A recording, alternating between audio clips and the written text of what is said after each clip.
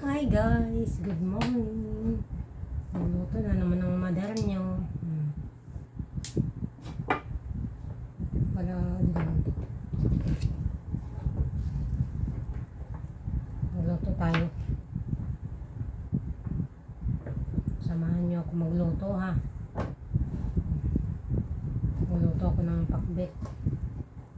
Kaya namiss ko naman din. Namiss ko na ang pakbet.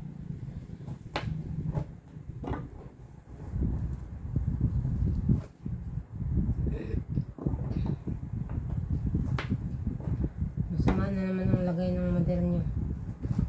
Hindi ako naglaba ulit ngayon gawa na. Dapat ngayon ako maglalaban ng mga damit namin.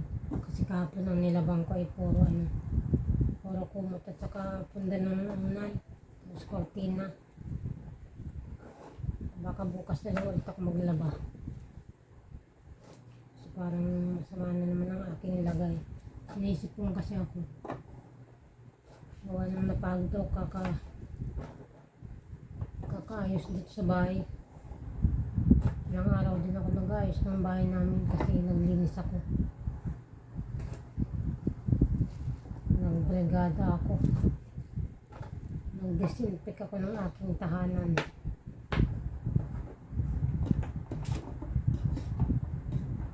Ayan. Ang aking matigas na naman itong aking nabiling okra. Kunti lang ito.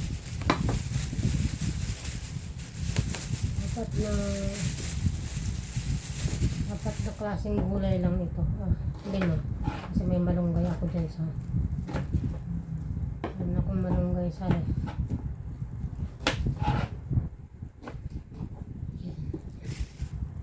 sabagay ito yung magpapadami dyan.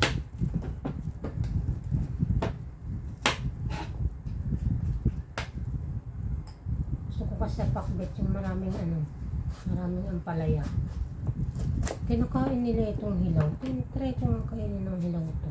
Tapos nilalagyan nila ng asin. Wait lang ha, hugasan ko lang. Kita kong kinakain nila ng hilaw ito. Wait lang. Hugasan ko lang.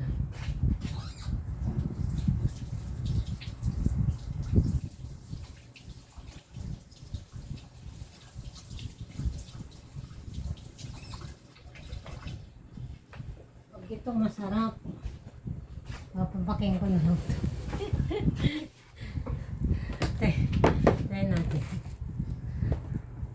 Kung kaya natin kainin. Nakikita ko sa Facebook to. Nice.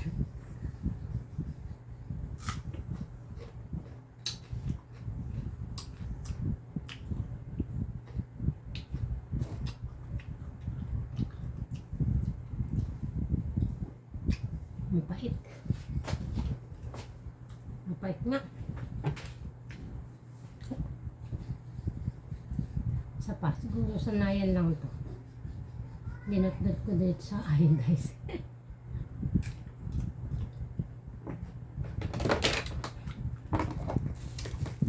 Hindi kaya.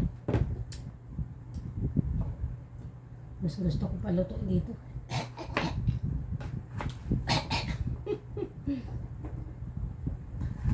Mas gusto ko pa yung niluluto eh.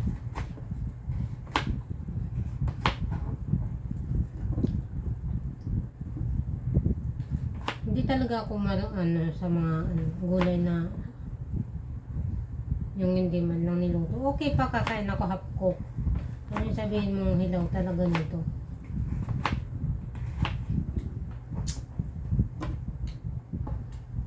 Siguro, sanayan lang. Pag nasanay ako kumakain ng hilaw nito, siguro, pwede naman.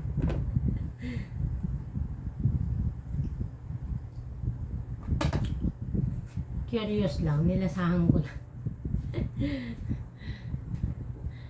Tinayantip ng mother nyo. Mukha na akong SpongeBob. Pero ayos lang yan, natatanggal lang din naman lagi. Hindi ko na siya ayos muna. Para masanay kayong bungal ako.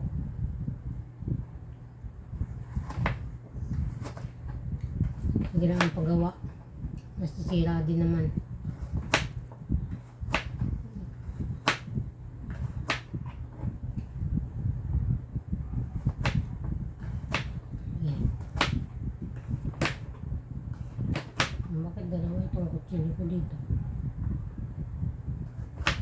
Favorite ko kasi ang gulay. Gusto ko sa ano, may isda akong binili. Tapos, hindi mawawala ang aking kalabasa. Siyempre, pag may kalabasa, may pakbit, may kalabasa, hindi yan mawawala.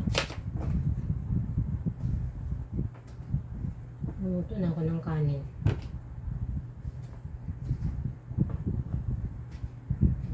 Nakalimutan ko bumili ng ano.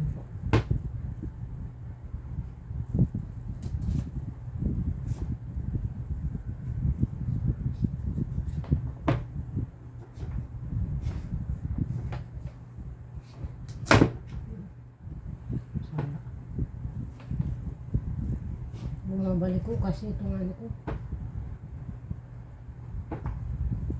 Bumabalik ko yung aking sumusunod sa ano. Yung aking kutsilyo. Ayun na naman. Hindi na naman talaga na ano.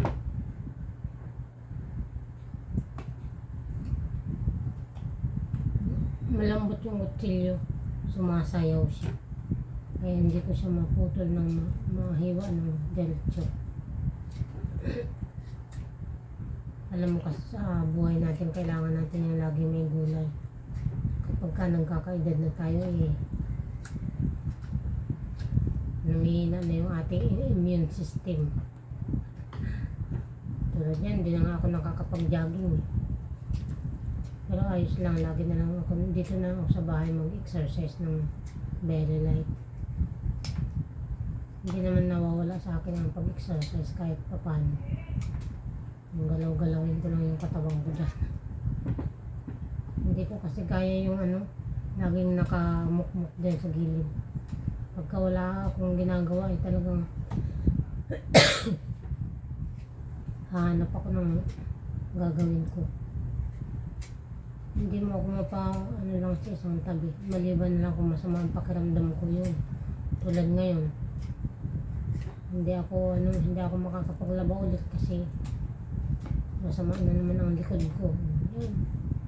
Pero kahit pa paano gumagawa, paano man ako sa paano yung hindi mabigat sa akin. Kasi baka matuluyan na naman tayo magkasakit. Atid sundo ko pa naman si kulit na naman. Ano na sila bukas. May pasok na sila bukas.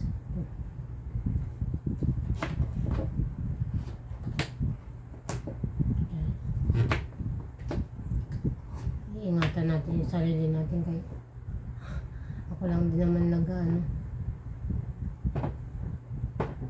nag-sundo kay kulit. Hindi na kami nag-service kasi ang mahal ng service.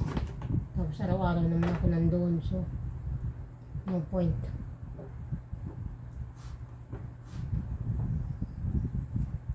Araw-araw kami masayo, ganun din naman yun kasi. Kangin na ka pa, kahit nagagawa ako dito, ditche.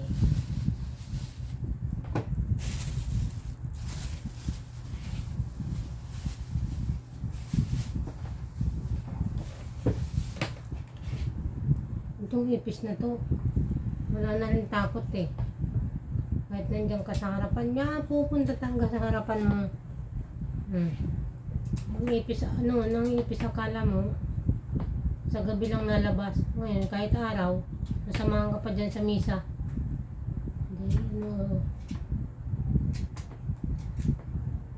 Ano siya ng maaga.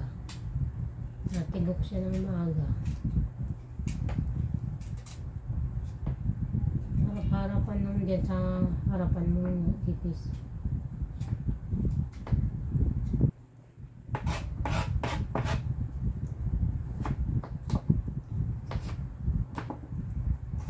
Kahit malinis naman dito sa akin, may ipis pa rin. Pag-ipis mo ngayon.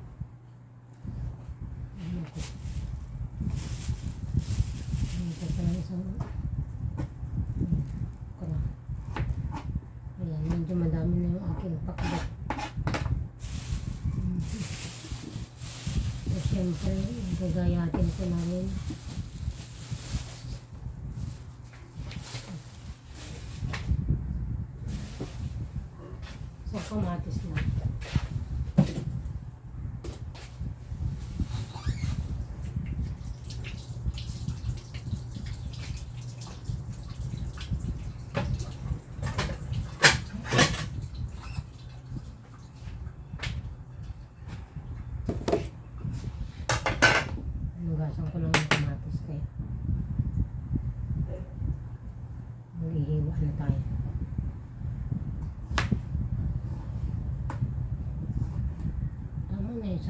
kamatis. Walang kamatis.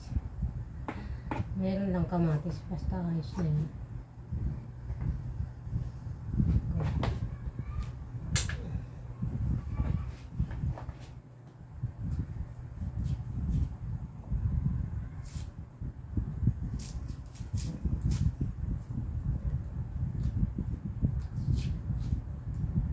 Ayan guys.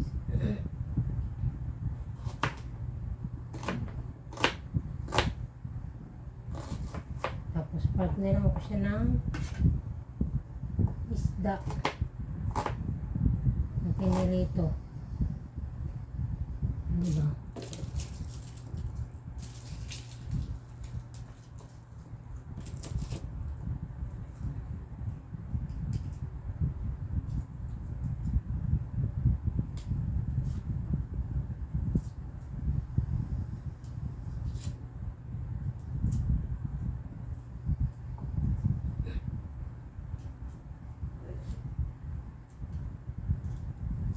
Maliliit kasi ng bawang. Hindi ko naman pwede sayangin ito. Itapon na lang. Kaya, tsagayin natin balatan. Mahal kaya ang bawang. Pag ganitong tagmahal ng mga bilihin, kailangan mo talagang ano yun yung ating ano. Kunti lang. Isa pa. Isa pang bawang. Gusto ko kasi sa bawang marami. Marami ilalagay ko pang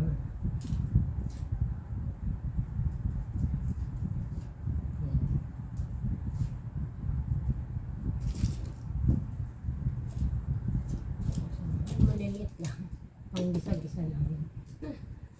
Piliin lang natin yung maliit. Yung salamin kong ito, grabe naman.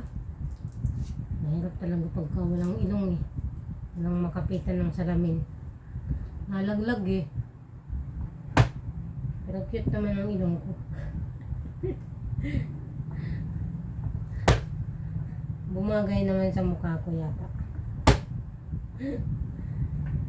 May iba nga dyan, matangos ang ilong pero di naman bagay. Siguro kung magkaroon ako ng pera, papagawa ko lang yung ilong. Matangosin ko lang ng konti.